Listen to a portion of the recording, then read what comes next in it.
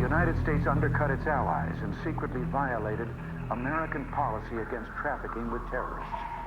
Those charges are utterly false. The president was not telling the truth. Mr. President, I don't think it's still clear just what Israel's role was in this. Could you explain what the Israeli role was here? No, because we, as I say, have had nothing to do with other countries that their shipment of arms or doing what they're doing. That wasn't the truth either. So I guess in a way they are counter-revolutionary, and God bless them for being that way. And I guess that makes them Contras, and so it makes me a Contra too.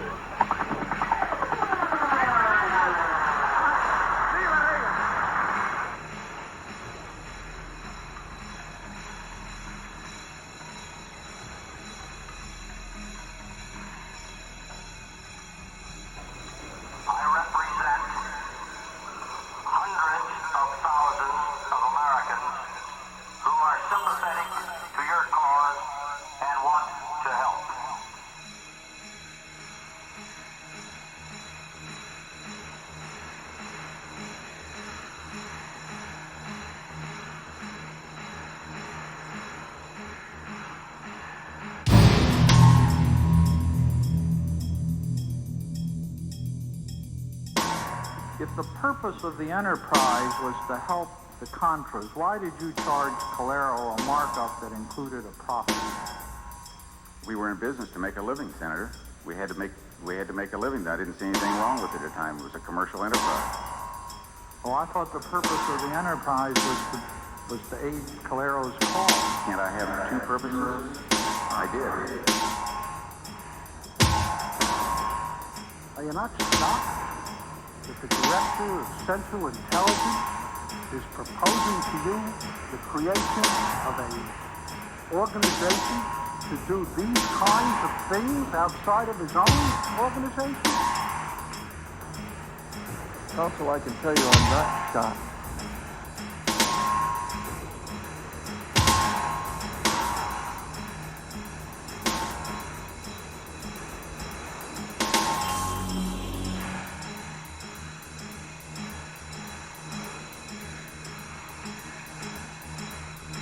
These operations were designed to be secrets from the American people.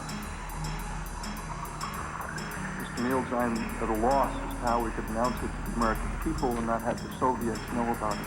Well, in fact, Colonel North, you believe that the Soviets were aware of our sale of arms to Iran, weren't you? We came to a point in time when we were concerned about that.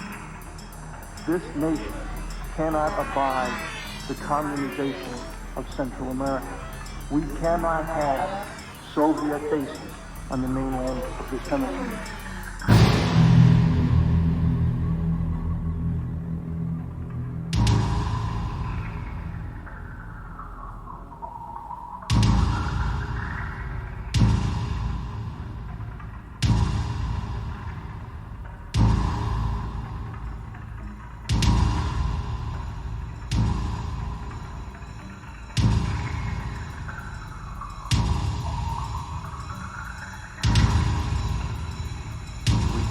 Live in a democracy, don't we?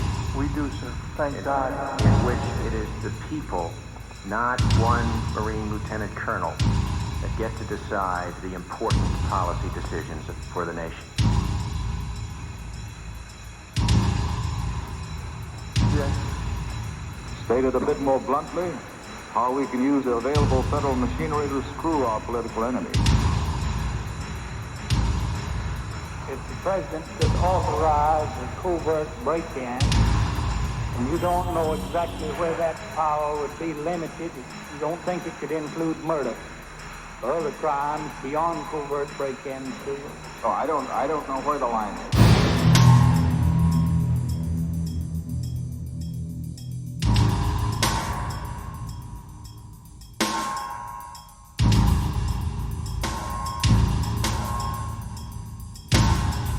Explain to me the difference that you think there is between knowing that you've left a false impression or a wrong impression and lying, to use an old-fashioned term.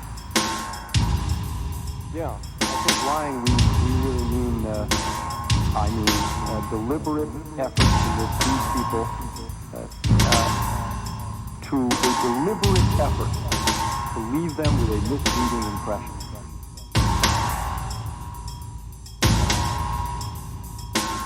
Where are these memoranda?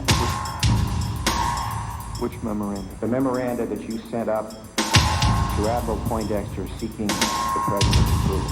I think I shredded most of that. Did I get them all? I'm not trying to be flippant. I'm just... Well, that was going to be my very next question, Colonel North. Isn't it true that you shredded them? I believe I did. This lieutenant colonel is not going to challenge a decision of the commander-in-chief for whom I still work. And I am proud to work for that commander-in-chief. And if the commander-in-chief tells this lieutenant colonel to go stand in the corner and sit on his head, I will do so.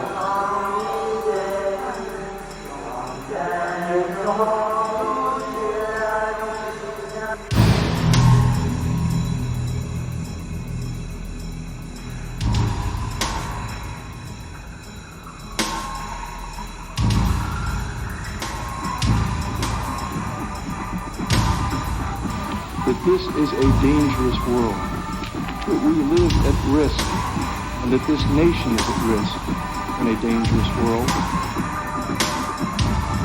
I want you to know lying does not come easy to me. I want you to know that it doesn't come easy to anybody. But I think we all had to weigh in the balance the difference between lies and lies.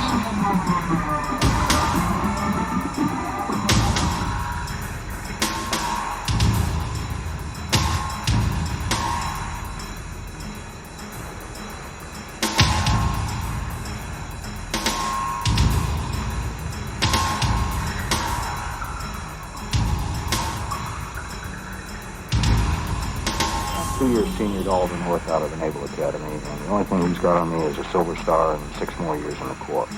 And when Oliver North started to say the things he started to say, I literally wanted to throw things at my TV set.